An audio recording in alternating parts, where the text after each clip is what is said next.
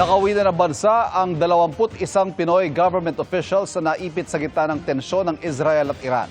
Ikinwento rin nila ang takot at malabangungot na tagpong nasaksihan nila sa Israel.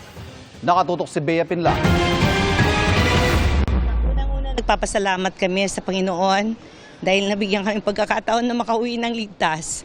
Emosyonal si Lupi Camarines Sur Mayor Lilian Matamorosa nang makauwi siya mula Israel.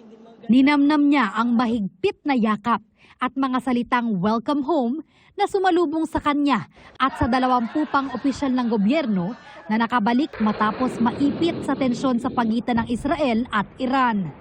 Sa bawat pagputok at pagdinig ng sirena, paglabas sa kwarto, kailangan mong katukin ang bawat kwarto para malaman mo na nandoon na sila, kasama mo sila sa pagbaba sa isang ligtas na lugar.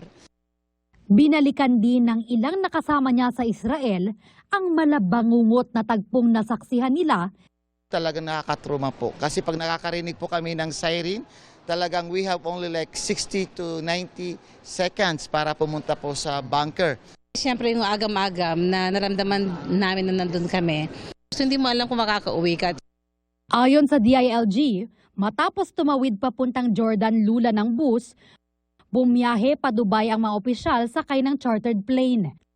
Mula roon, sumakay ulit sila ng isa pang chartered plane pabalik ng Pilipinas. Ang 4 sa kanila galing sa Department of Agriculture.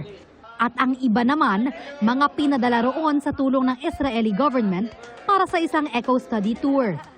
Just to be clear, hindi ho sila sa path of danger. Wala po pumutok na bomba na malapit sa kanila. Pero siyempre yung stress ang mahirap dyan yung pinagdaanan nila. Mabuti na lang na walang napinsala sa kanila. Handa naman daw ang DILG na bigyan ng psychological at emotional assistance ang mga opisyal. Gagawa po ng plan of action ng DFA natin at ang Office of the President na kung ito po ay hindi huhupay, ay gagawa po ng paraan para makauwi po lahat ng mga Pilipino. Para sa GMA Integrated News, Bea Pinlac, nakatutok 24 oras.